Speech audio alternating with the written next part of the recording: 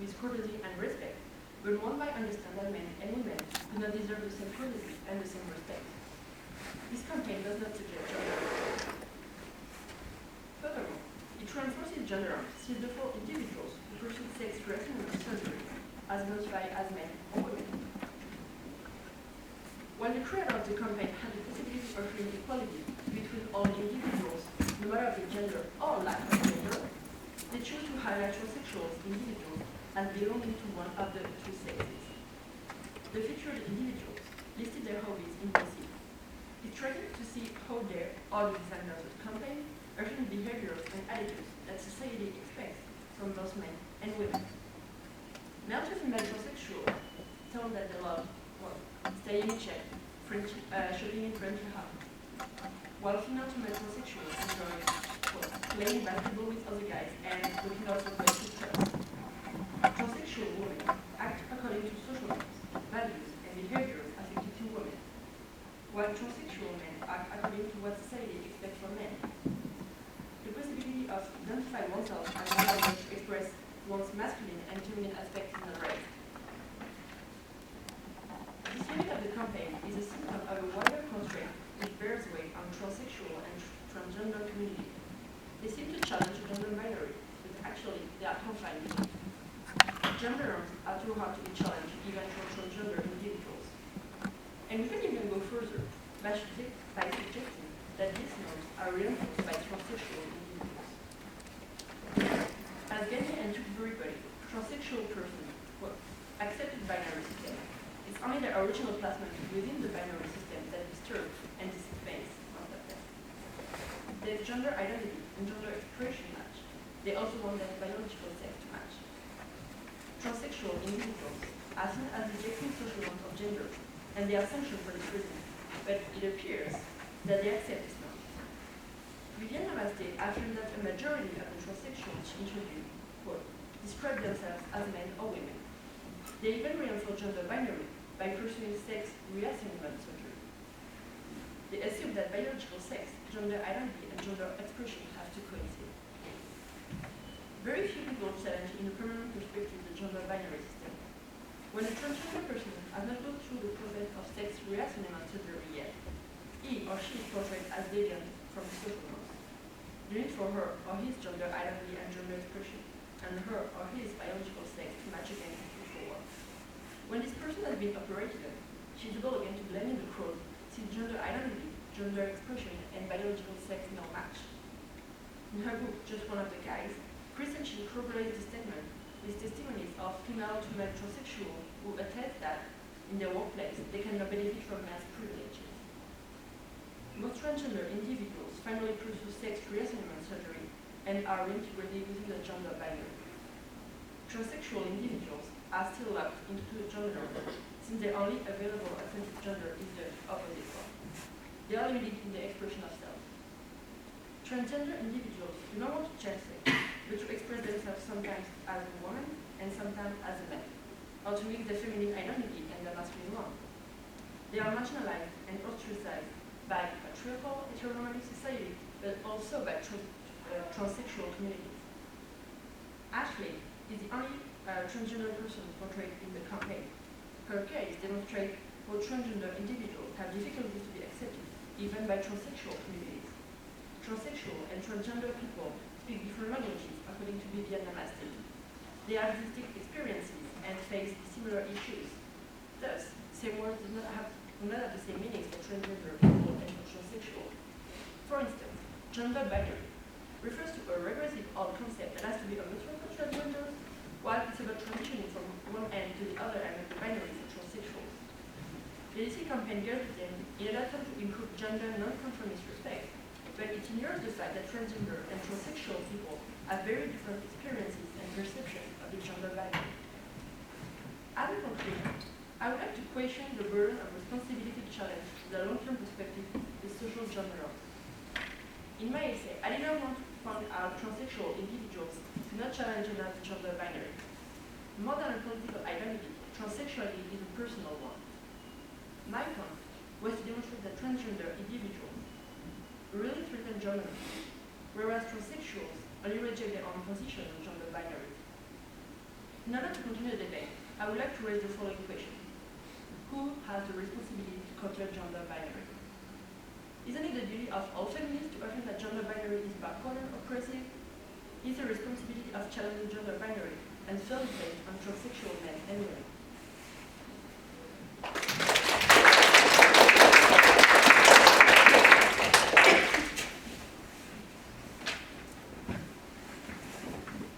And our last presenter is going to be Nirwan Parker.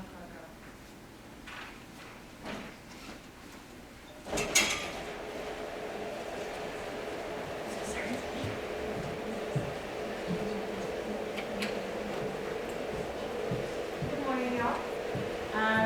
So my paper brings us back to the general theme of the panel, validation and female sexuality.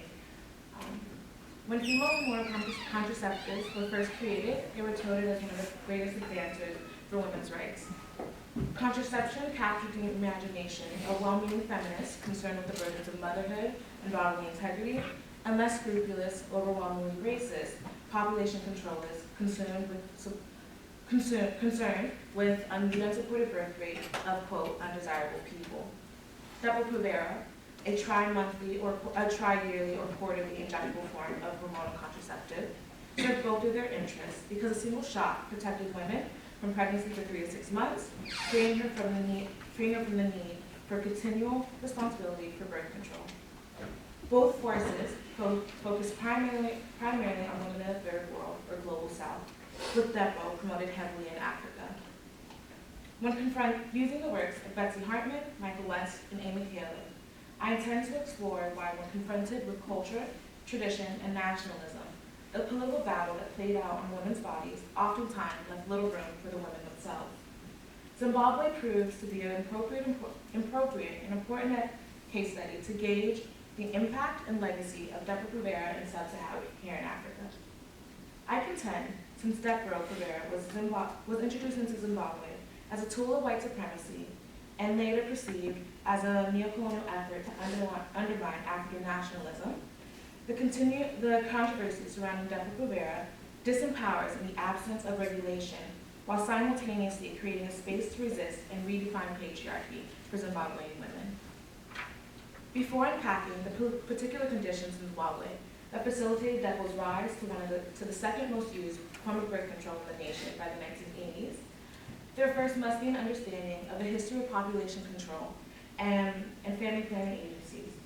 Betsy Hartman analyzes the overlapping interests of birth controllers, primarily Margaret Sanger, and eugenicists that paved the way for the 20th century commitment to population control, which was rooted in classism and racism.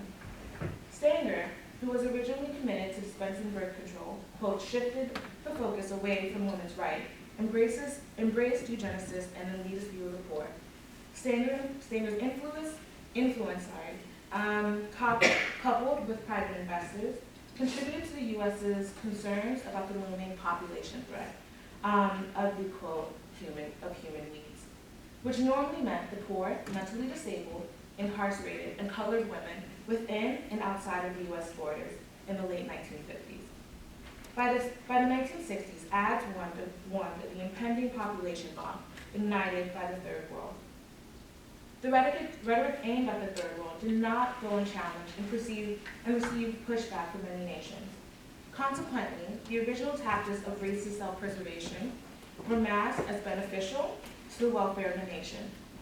The U.S. presented high birth rates as more of an issue for developing nations and international agencies themselves.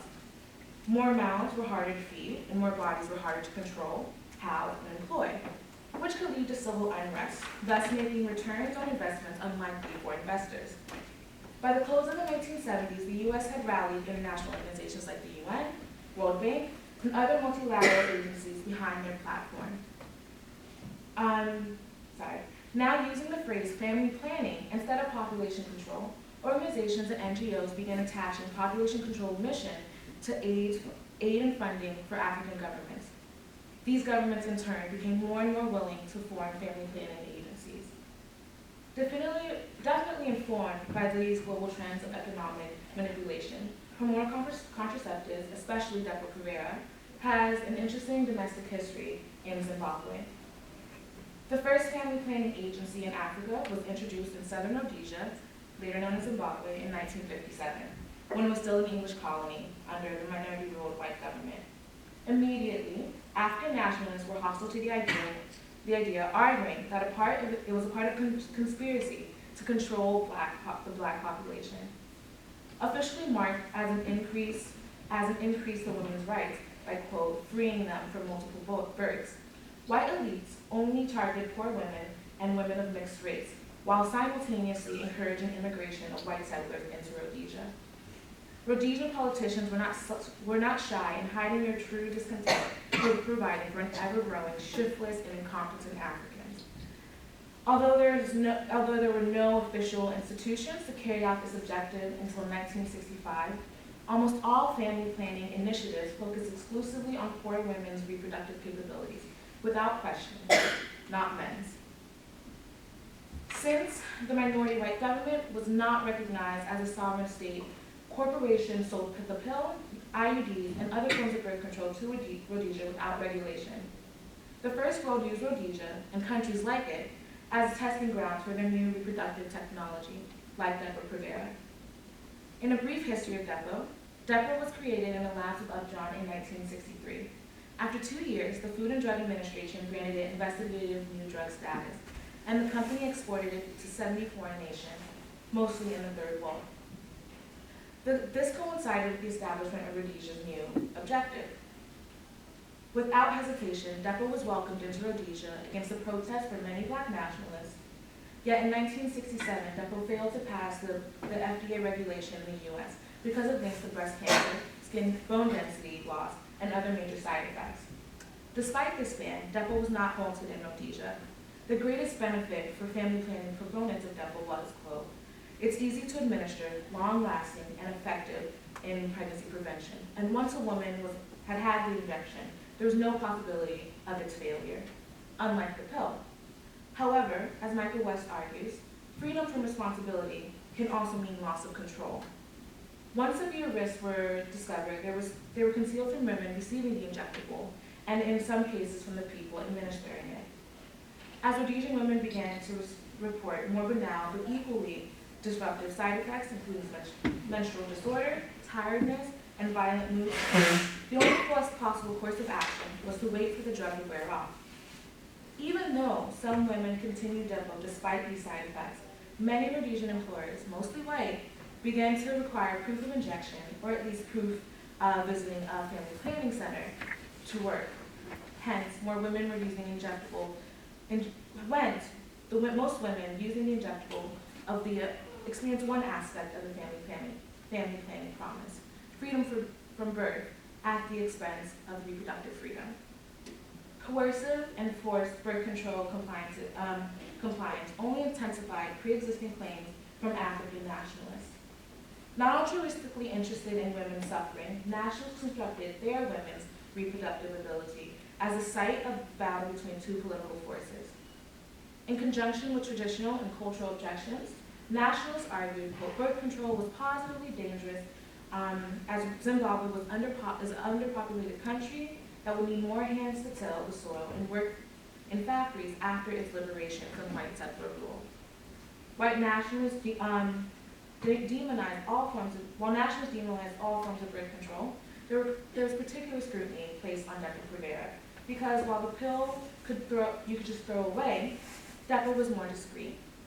If women did not actively participate in the nationalist agenda, people could intervene and force compliance, since taking the pill every day is extremely noticeable.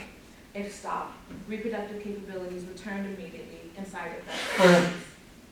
With the pill, nationalists could claim almost everyone in some capacity were in favor of promoting fertility. However, rising uptake of Depo-Provera meant checking behind women became increasingly difficult if women experienced minor side effects. Depo's discreet nature was a problem for nationalists, but a greater difficulty for patriarchy.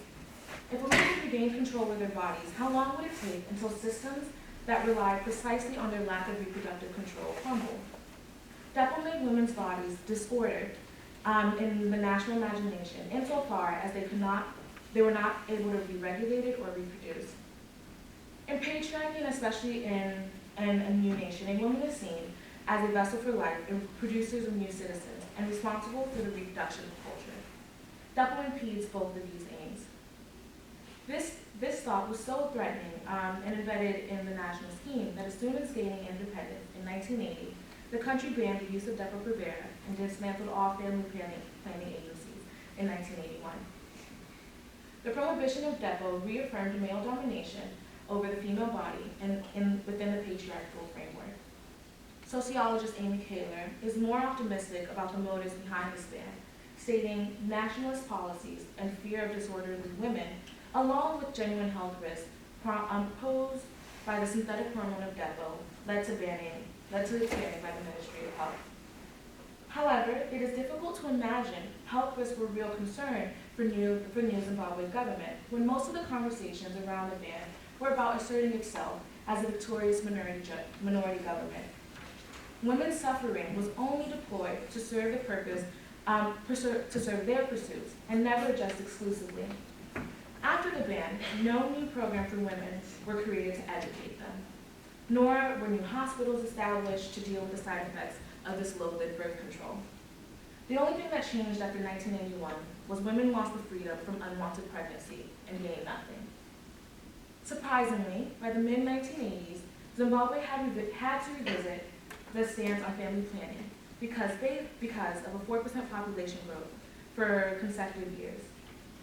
Simply unsupportable, politicians began advocating, quote, women must be relieved from the drudge of constant pregnancy, which at one time was hailed as a patriotic duty, and given the opportunity to finally play a meaningful role in society.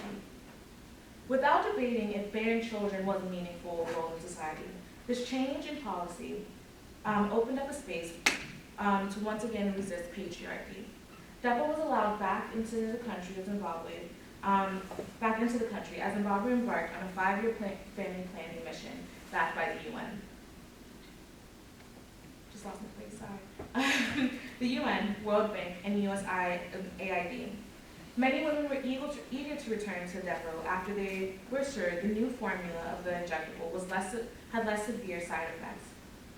By the early 1990s, about 32% of women in Zimbabwe were using a form of birth control, with Depo being the most common, the highest rates in the continent. Yet to the shock of Zimbabwe and the international community, birth rates did not significantly drop over the rest of the decade. A true example of reproductive freedoms, women were using Depo to space out births and not halt them altogether. 20 years out from the reinstatement of family planning agencies, Amy Kaler re-examines these facts through feminist lenses.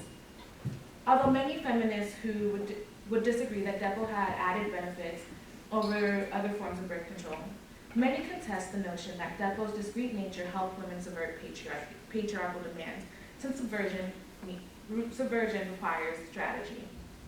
Depo did not act to aid in changing the societal standing of women or their economic independence or on a national level. It simply stopped pregnancies. Even if the argument could be made for strategic import, some feminists argue that the lack of infrastructure in Zimbabwe excludes rural women who need the technology most, since Zimbabwe has an unmet need rate between 15 and 20%. In addition, some argues overemphasis on reproductive capability leaves other serious women's health issues unaddressed. Hartman aptly states, protection from unwanted pregnancy does not mean protection from unwanted intercourse. She contends that using Depo may increase the chances of being a victim of domestic violence, while Kaler argues it may increase the chances of contracting HIV and AIDS.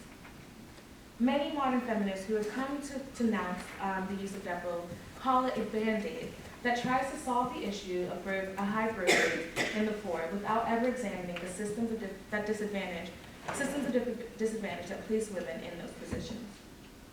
In conclusion, the political and social climate in Zimbabwe from colonial times to the early 2000s made Depo-Provera a powerful symbol. For some, it was a revolutionary tool to make population control more effective. To others, it represented colonial's attempt to destroy the African population and obstruct survival.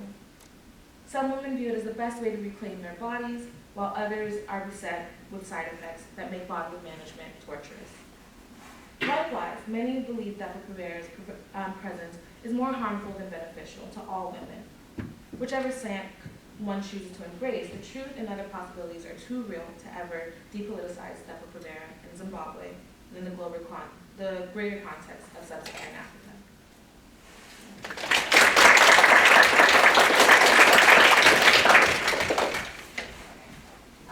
So in the remaining time we have left, we're planning to do a short kind of discussion or panel with the presenters so people can ask questions. Can everyone see each other, or should we, I guess, kind of, you guys want to turn a little bit? There was a suggestion made earlier that, given that the seats are movable, they might want to rearrange them so they're facing the audience. Do you guys want to come over here? Does that feel to your corners?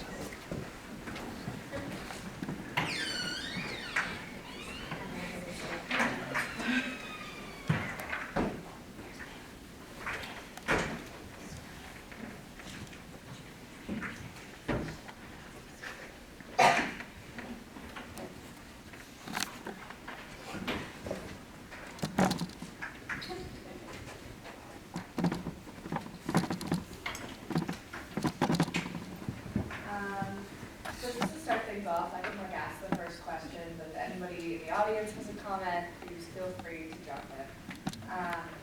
So I mean, something that I noticed after a lot of your presentations, especially the ones related to airborne and diaspora and the Middle East, and even like on the idea of transgender rights, is that there seems to be a larger cultural narrative that says to like devalue deviant identities or sexualities and say that they're not important. But at the same time, there seems to be a lot of cultural energy spent on regulating them. So what do you guys think like accounts for this disparity and how we seem to like dismiss or like otherize certain identities, but at the same time be like very, very worried about them?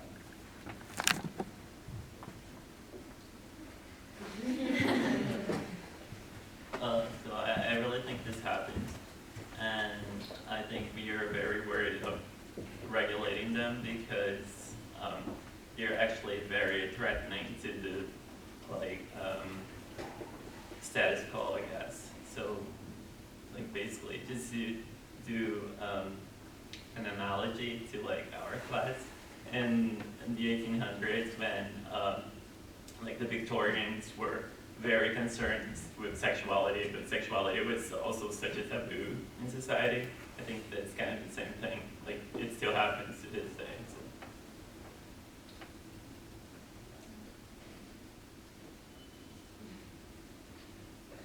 Well, I think part of the reason we're so concerned about it because if people learn that there is a deviant identity, then there's less reason to conform. If you know there are other possibilities to live outside of the gender binary or, being non-fertile, then there's less reason to comply. So while we don't want to pay attention to it, if we let, deviancy persist, then people are going to lose their minds. Well, according to the nation, at least, in social structures. Someone in the audience have any questions for any presenters?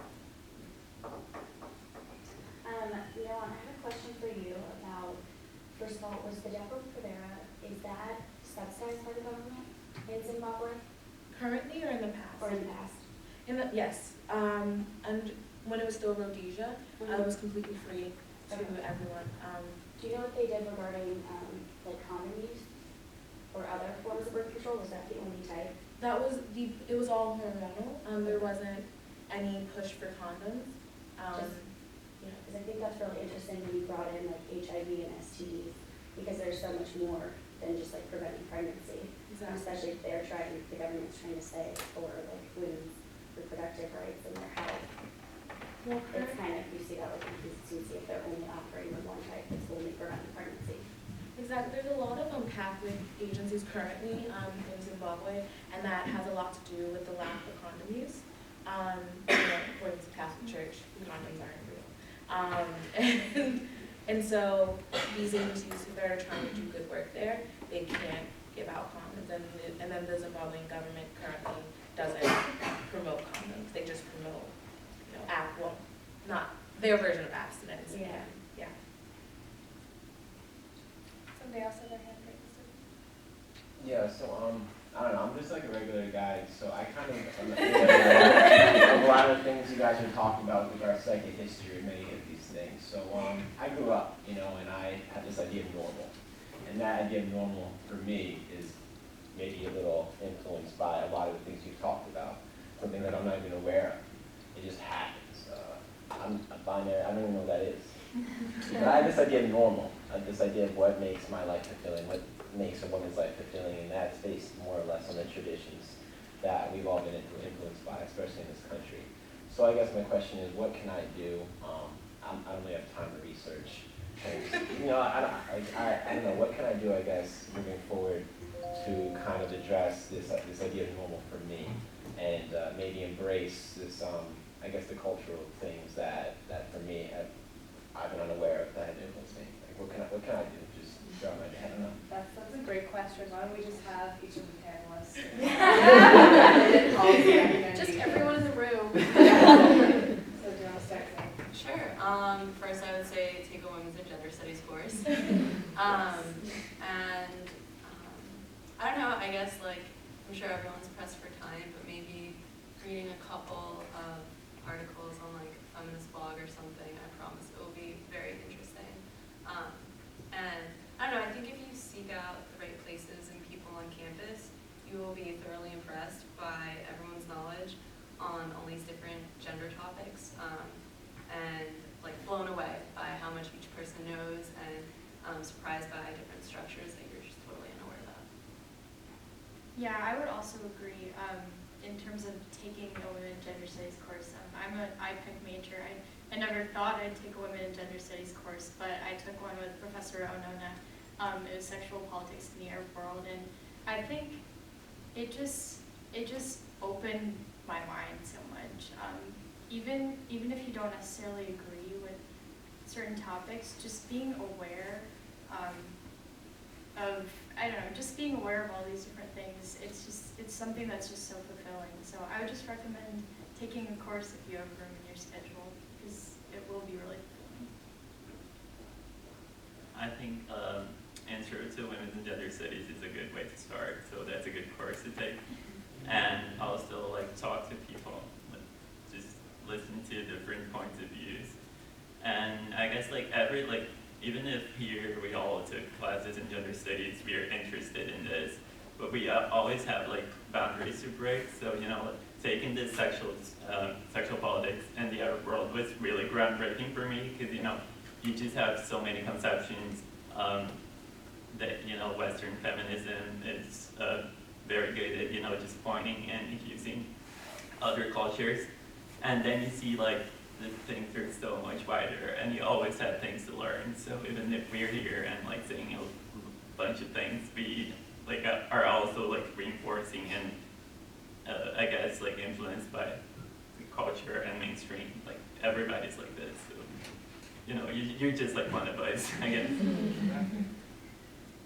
I would say come to the student conference, and then being at Georgetown is such an opportunity for just develop new prosperity, the women journalists opportunities. So developing women journalists class, and even there are a lot of conferences and opportunities to develop discover new point of views.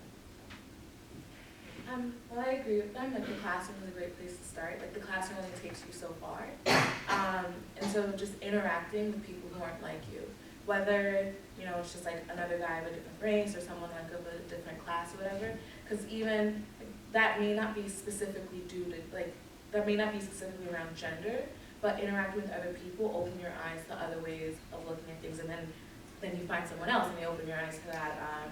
Just diversifying your friend group, because if everyone's from the same place as you are, it looks like you, then you kind of start thinking the world is exactly like you, which it's not, so.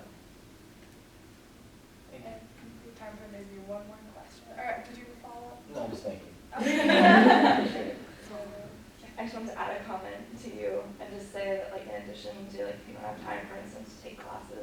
sort of like the last speaker said, like the most important thing I think to remember, which I think you sort of hinted at already by asking a question, is recognizing that what makes other people happy and what makes you happy might not be the exact same thing, so your choices in life aren't going to be the same as somebody else's choices, but the fact that somebody else finds something fulfilling and you find something else fulfilling doesn't make you different. It just means that you both want something, and to be able to respect that somebody wants something different in their life without saying, like, I'm going to choose the exact same things as you is like very powerful. Somebody else have one last question, or kind of getting close to wrapping it up? All right, so in that case, I'd like to thank, again, all of our presenters for their wonderful work, the Women and Gender Studies Department and professors that worked so hard on this. And lastly, I want to definitely thank all of you guys for coming out so early on a Friday. You're amazing. And if anybody came in late, I think there's also a sign-in sheet if that's something that your professor requires. So yeah, thanks again, and we hope to see you for the other presentations, especially for the keynote at 2:30, which is going to be really cool. And then following that at 4, we have a Women in Gender Studies open house. So thanks again.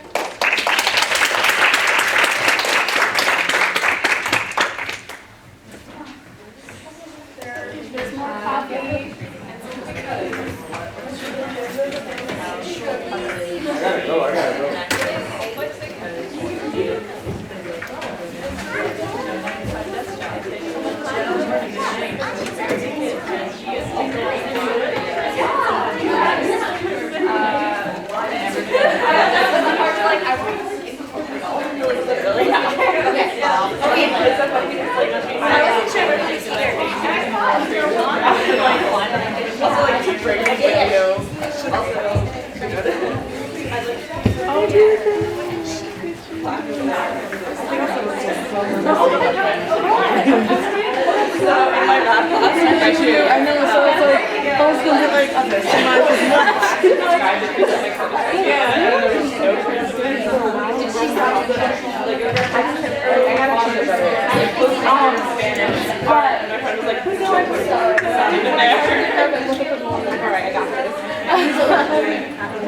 I would give her grandma eyes.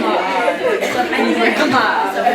No, but but they haven't said it, so like, I'm gonna tell you like,